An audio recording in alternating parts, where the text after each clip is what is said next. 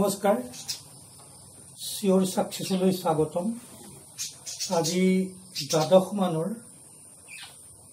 বিশ্ব খনিকৰ এই কবিতাটো আলোচনা কৰিম বুলি তোমালোকৰ ওচৰলৈ আহিছো। মফিজুদ্দিন আহমদ হাজৰিকা দেৱৰ মৌলবী মফিজুদ্দিন আহমদ হাজৰিকা ডাঙৰীয়াৰ বিশ্ব খনিকৰ তোমালোকৰ পাঠত থকা এই কবিতাটোকে আলোচনা কৰোঁ বুলি ভাবিছো। বিশ্ব খনিকৰ সমগ্ৰ বিশ্ব ব্ৰহ্মাণ্ডৰ আঁৰত এই বিশ্ব নিৰ্মাতাক আমাৰ কবিয়ে খনিকৰ বুলি কৈছে। বিশ্ব খনিকৰ এই বিশ্ব খনিকৰৰ অনুমোদন নহলে গছৰ পাত এখিলাও লৰিব নোৱাৰি। সমগ্ৰ বিশ্ব ব্ৰহ্মাণ্ডৰ সৃষ্টিৰ পিছফালে এজন খনিকৰ আছে বুলি আমাৰ কবিয়ে কল্পনা কৰিছে। মফিজুদ্দিন আহমদ হাজৰিকা দেৱক জ্ঞান মালিনীৰ কবি বুলি কয়। তেখেতৰ কবিতা পুথি এখন আছে জ্ঞান মালিনী, সেইবাবেই তেওঁ জ্ঞান মালিনীৰ কবি। বৰ উচ্চ চিন্তাৰ আধ্যাত্মিক ভাৱ থকা মানুহক নীতি কথা দিয়া ভালেমান কবিতা জ্ঞান মালিনীৰ সংকলনটোত আছে, তোমালোকে পঢ়ি ল'বা। এতিয়া কবি বিষয়ে আৰু মই বেছি ক'বলৈ নাযাওঁ। কবিতাটো আলোচনা কৰাৰ আগতে কবিতাটো আমি এবাৰ যিমান দূৰ পাৰোঁ কবিতাটো আবৃত্তি কৰি ল'ম। আৰু এটা কথা মই আগতীয়াকৈ কৈ থৈছোঁ, গোটেই কবিতাটোৰ শাৰীয়ে শাৰীয়ে মই তোমালোকৰ আগত ব্যাখ্যা নকৰোঁ। কবিতাটো তোমালোকে বুজি পাবাই। গতিকে আমি প্ৰশ্নোত্তৰ শিতানৰ মাজেদিহে কবিতাটো আলোচনা কৰিম। কিন্তু আজিয়েই গোটেই কবিতাটো আলোচনা কৰি শেষ কৰিব পাৰিম নে নোৱাৰিম নাজানো। গতিকে এতিয়া আৰম্ভ কৰোঁ। বিশ্ব খনিকৰ মফিজুদ্দিন আহমদ হাজৰিকা। দেখা নাই যদিচ্ছাটো আছে ত্ৰিলোকৰ, নিশ্চয় নিশ্চয় এটি বিশ্ব খনিকৰ।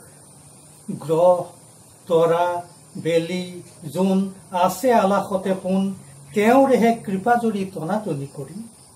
লৰা তিৰি আই ভাই এই সকলোকে পাই, মৰু জগততো নৰে আছে জীৱ ধৰি।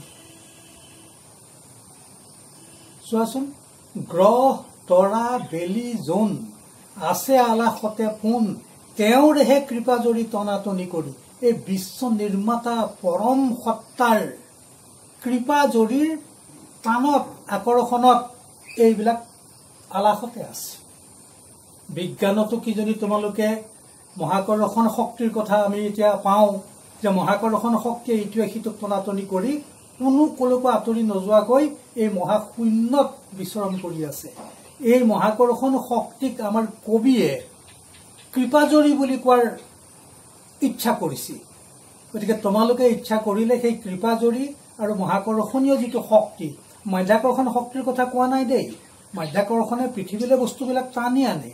মহাকৰ্ষণ শক্তিয়ে ইটোৱে সিটোৰ আকৰ্ষণত আলাসতে উপঙি থাকে। এই কল্পনাটো কবিৰ কল্পনাটো চোৱাচোন। আৰু লৰা তিৰি আই ভাই এই সকলোকে পাই, মৰু জগততো আছে জীৱ ধৰি। মৰুময় এই জগত, শুকান মৰুভূমি, একো নাই, ৰস নাই, পন নাই, একো নাই, কিন্তু তাতো জীৱবিলাকে কিমান আনন্দত স্বাচ্ছন্দ্যত তুমি মই বাকী অন্যান্য প্ৰকৃতিৰ জীৱবিলাক আমি আছো। কথাটো কি অৰ্থত কৈছে চোৱা, যে লৰা তিৰি আই ভাই এই সকলোকে পাই, মৰু জগততো নৰে আছে জীৱ ধৰি। তেওঁৰেহে মহিমাৰ নাই কোনো ওৰ পাৰ, একো খেলি পাততো যে আছে কত চিন। তেওঁৰেহে নাম লৈ কেনে যথা থৰ হৈ, য'ত গছনিয়ে গাই যশস্যাৰে বিন। এই বিশ্ব প্ৰকৃতিৰ গছ বৃক্ষৰ পাতবিলাকেও তেওঁৰ যশস্যাৰ বিন বজাই আছে বুলি কৈছে। যশস্যাৰ গীত গাই আছে, তেওঁৰ বন্দনা কৰিছে। এই বন্দিত মণ্ডিত হেৰাত পৰম পুৰুষক প্ৰতিখিলা গছৰ পাতৰ মাজত কবিয়ে অনুভৱ কৰিছে। সকলোতে আছে তেওঁ কিন্তু নেদেখে কেও, উৰণিৰে মুখ ঢাকি থাকে ওচৰত। খেখে পিয়ালে হাই পাবলৈ একো নাই নাই অকণকো চিনচাব ধৰা ওপৰত সকলোতে বিৰাজমান সকলোতে বৰ্তমান দুবৰি বনৰ পাতৰ পৰা আকাশৰ সূৰ্য চন্দ্ৰ পৰ্যন্ত সমগ্ৰ বিশ্ব ব্ৰহ্মাণ্ডত আছে কিন্তু কোটা দেখিবলৈতো নাই আকৌ উৰণিৰে ৰহস্যৰে উৰণিৰে মুখ দেখি ওচৰতে থাকে তোমাৰ যেতিয়াই প্ৰয়োজন হয় তেওঁ আছে কিন্তু আমি নেদেখো এই হল কবিৰ কল্পনা সত্য ৰজ তমগুণ সকলোতে নিৰগুণ বোলে হুনু বিশ্বগিৰি সেই মহাজন ইয়াত হুনুটো পিছফালে শব্দাৰ্থত দিছে এইটো হেনু মানে এনেকৈ হ'ব বোলে হেনু বিশ্বগিৰি সেই মহাজন সেইজন বিশ্বৰ গৰাকী সত্য ৰজ তম গুণ তিনিটা গুণ আছে তেওঁ কিন্তু সকলোৰে ওপৰত নিৰ্গুণ তেওঁতে সকলো গুণ আছে তেওঁ কিন্তু নিৰ্গুণ এয়া মাধৱদেৱৰ নাম ঘোষাটো অন্যান্য শাস্ত্ৰবিলাকতো বস্তুবিলাক তেনেকৈ আছে চাওঁ যদি এপিনেদি আহা কেনে বুকু ভেদি মৰমেৰে বৰষিছে দয়া বৰষুণ তেৱে কুহি গজালিক পমা শিশু পাৰলিক সেহান্তৰে একোজোপা কৰে ভয়ংকৰ তেৱে এমা ডিমা ল'ৰা কৰে ডেকা তেজ ধৰা অহংকাৰ বঢ়াবলৈ মাক বাপেকৰ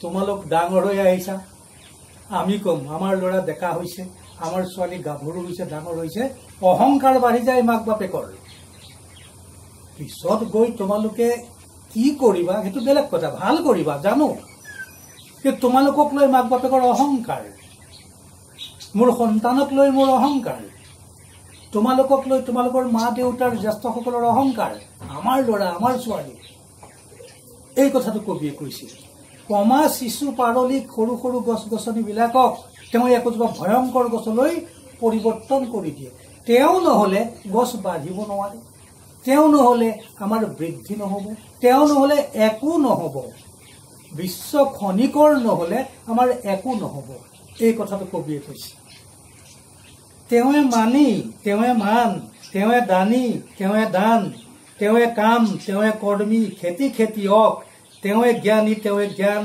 তেৱে তীখা তেৱে খান তেৱে ধৰ্ম তেৱে ধৰ্মী বুদ্ধি বুদ্ধিয়ক সকলো তেওঁ দান যদি কোনোবাই দিছে দানী যদি হৈছে সেইজনো তেওঁ আৰু যি দান দিছে সেই দানটোও তেওঁ কামটোও তেওঁ কাম কৰা ব্যক্তিজন কৰ্মীজনো তেওঁ বুদ্ধি ইণ্টেলিজেঞ্চ ব্ৰিলিয়েঞ্চ সেইটোও তেওঁ আৰু যিজন বুদ্ধিয়ক সেইটোও তেওঁ সকলো তেওঁ কি ধুনীয়াকৈ কবিতাটো গাঁঠিছে চোৱাচোন তেৱে পানী তেৱে মাছ তেৱে এক তেৱে পাঁচ তেৱে যোগী তপস্বীও তেৱে বাজি কৰে তেৱে ধনী তেৱে ধন গোমুষ্টাও মহাজন তেৱে কাম তেৱে কৰ্মী তেৱে কাৰিকৰ নিশ্চয় নিশ্চয় তেৱে বিশ্ব খনিকৰ নিশ্চয় নিশ্চয় তেৱে দেখা নাইও যদি কেৱে অন্তৰ্যামী সৰ্বজ্ঞান বিশ্ব আত্মা প্ৰাণ সৰ্বব্যাপী সৰ্বশক্তিমান সৰ্বব্যাপী সৰ্বশক্তিমান দেখা নাই এই মহাশক্তিক কোনেও কিন্তু নিশ্চয় নিশ্চয় তেৱে দেখা নাইও যদি কেৱে অন্তৰ্যামী তোমাৰ অন্তৰত থকা কথা তেওঁ জানে তুমি নজনা কথাবিলাকো তেওঁ জানে মোৰ মনৰ ভিতৰৰ গোপন কোণত সঞ্চিত যিমান কথা বতৰা আছে যিবিলাক হয়তো ময়ো নাজানো বা মোৰ মনত ইমান বেয়া কথা লুকাই আছিলেনে জানে বিশ্ব খনিকৰে জানে ভগৱন্তই জানে সৰ্বব্যাপী অন্তৰ্যামী সৰ্বজ্ঞান যিমান জ্ঞান আছে বিশ্ব ব্ৰহ্মাণ্ডত সকলো জ্ঞানৰ তেওঁ আকৰ তেওঁৰ পৰাই সেই জ্ঞান বিচ্ছুৰিত হৈ তোমাৰ মোৰ মাজলৈ আহিছে বাকী সকলোলৈকে আহিছে বিশ্ব আত্মা আমিতো শৰীৰটোহে আছো আমাৰ ভিতৰত এটা আত্মা আছে এইটো ব্যাখ্যা আছে এইবিলাক আধুনিক যুক্তিৰে তোমালোকে ব্যাখ্যা কৰি কি উত্তৰ উলিয়াব নাজানো সেইটো বেলেগ কথা কিন্তু কবিয়ে কৈছে এই সমগ্ৰ বিশ্বৰ আত্মা তেওঁ এইটোৱে হ'ল কবিতাটো চোৱাচোন এই বিশাল বিশ্বৰ বৈচিত্ৰতাৰ মাজত এজন খনিকৰক কবিয়ে অনুভৱ কৰিছে। নদীৰ গতি, জুৰিৰ জানৰ জিৰি জিৰি শব্দ, শিলৰ ওপৰেদি বৈ অহা কলকাকলি পানীৰ হু হুকৈ বৈ থকা বতাহ, বিশাল পৰ্বত, গছ গছনি, ধুমুহাৰ হু হুৱনি, চৰাইৰ কলকাকলি, জীৱ জন্তুবিলাকৰ খিচিৰি মিচিৰি ধুনীয়া ধুনীয়া শব্দ, এই সকলোবিলাকৰ যিটো বিচিত্ৰ সুৰ, এই গোটেই সুৰবিলাকৰ মাজত তেওঁ এটা সুৰ আৱিষ্কাৰ কৰিছে। সেইটো হৈছে বিশ্ব ব্ৰহ্মাণ্ডৰ বিশ্ব খনিকৰৰ এটা সুৰত, এটা লয়ত সমগ্ৰবিলাক চলি আছে। বিশ্ব খনিকৰে নকলে, বিশ্ব খনিকৰৰ অনুমোদন নহলে তুমি আজি এই এনেকে বহি এই ভিডিঅ'টো চাই থাকিব নোৱাৰা। মই তোমালোকৰ আগত ভালে বেয়াই এই দুআষাৰ ব্যাখ্যা কৰিব নোৱাৰো। তেওঁৰ অনুমোদন আছে, সকলোতে তেওঁ আছে। কবিয়ে সকলোতে বিশ্ব খনিকৰৰ অস্তিত্ব দুৰ্বাৰভাৱে অনুভৱ কৰিছে আৰু সেই অনুভৱকে বিশ্ব খনিকৰ নামৰ কবিতাটোৰ মাজেৰে তোমালোকলৈ আমালৈ আগবঢ়াই থৈ গৈছে। আহমদ হাজৰিকা দেৱৰ আৰু কবিতা আছে বৰ নীতি কথাৰে সতি। জীৱনৰ সোঁৱে বাৱে আছে দুটি বাট, পৰিলাহি তোমালোক তাৰে দমোজাত। কোনফালে যাবা এতিয়া? সোঁৱে বাৱে দুটি বাট আছে বুলি কৈছে কবিয়ে। এইটো কবিতাত নহয়, বেলেগ কবিতাত। এতিয়া নিৰ্বাচন কৰি লোৱা, বাওঁফালে যাবা নে সোঁফালে যাবা? কোনটো বাটত গলে কি পাবা কবিয়ে কোৱা নাই। আমি আমাৰ বিবেচনাৰে, আমাৰ বিবেকেৰে চিন্তা কৰি বাট ঠিক কৰি ল'ব লাগিব। এই পথ নিৰ্দেশনা কবিও আমাক দিছে। দিনকণা বুলি কবিতা এটা আছে।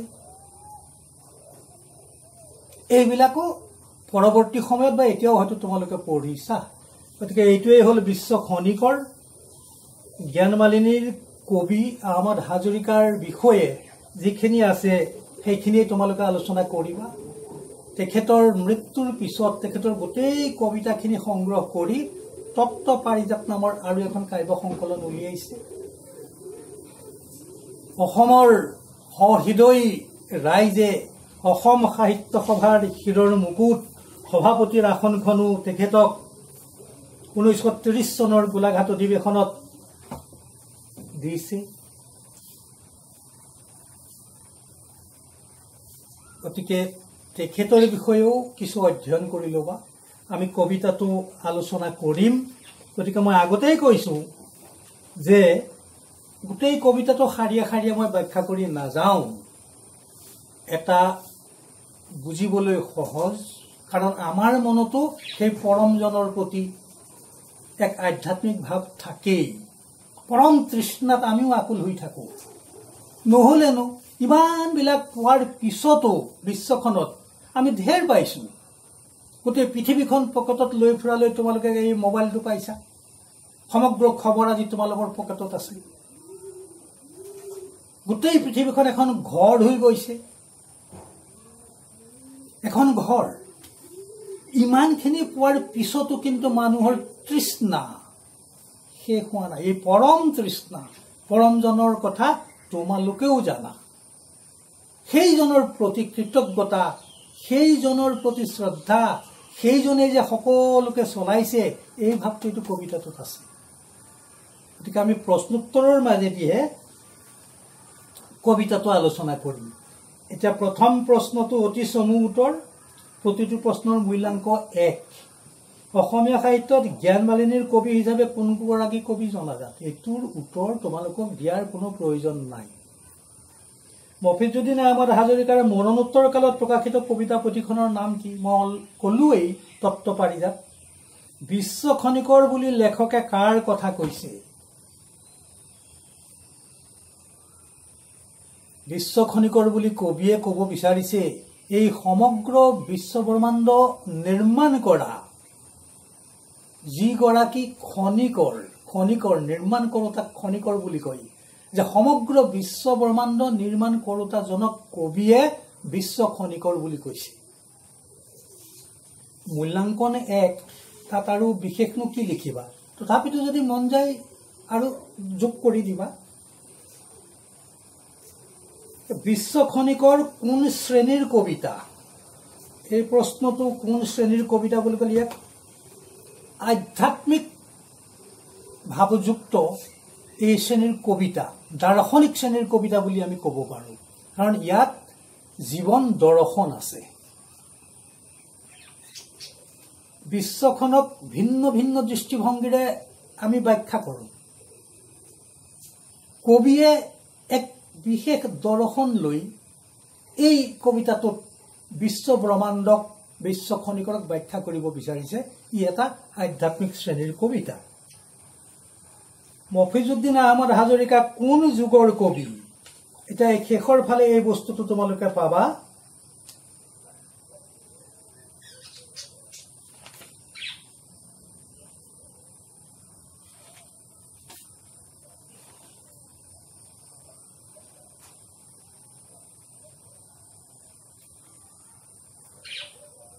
জোনাকী যুগৰ কবি।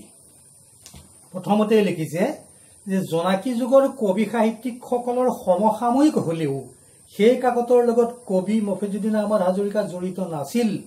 সেইবাবে হয়তো এইগৰাকী কবিৰ কবিতাৰ বিষয় আৰু ছন্দৰ এটি অলপ সুকীয়া। জোনাকী যুগৰ কবি, তোমালোকে জোনাকী কাকতখনটো জানা, 1889 চনত প্ৰথম প্ৰকাশ হৈ ওলাইছিলে। সেই যুগৰে হলেও কিন্তু সেই জোনাকী কাকতখনৰ প্ৰভাৱত কবি নাছিলে। সেইবাবে তেওঁ জোনাকী কাকতৰ সেই সময়ৰ সৰ্বগ্ৰাসীৰ প্ৰভাৱত সকলো সাহিত্যিক সোমাই আছিলে। হাজৰিকাৰ স্বকীয় চিন্তা, মৌলিক দৃষ্টিভংগী, নিজৰ সুকীয়া ৰচনা শৈলীৰে সেই প্ৰভাৱৰ পৰা আঁতৰি থাকি নিজকে প্ৰতিষ্ঠিত কৰিব পাৰিছিলে। গতিকে মফিজুদ্দিন আহমদ হাজৰিকা ডাঙৰীয়া জোনাকী যুগৰ কবি বুলি পাইছো। তাৰপিছত দীঘল প্ৰশ্ন আজি আমি আলোচনালৈ নাযাওঁ, ইমানতেই আজিৰ আলোচনা সামৰিছো।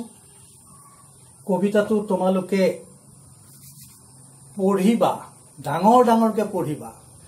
কবিতাটো খুব ভালকে যেতিয়া পঢ়িবা, মাতিবা, আবৃত্তি কৰিবা, তাৰ ভাৱৰ লগত তোমালোক যেতিয়া একাত্ম হৈ যাবা, তেতিয়া দেখিবা কবিতাটোৰ সকলোখিনি কথা নিজে নিজে তোমালোকৰ বোধলৈ আহি গৈছে।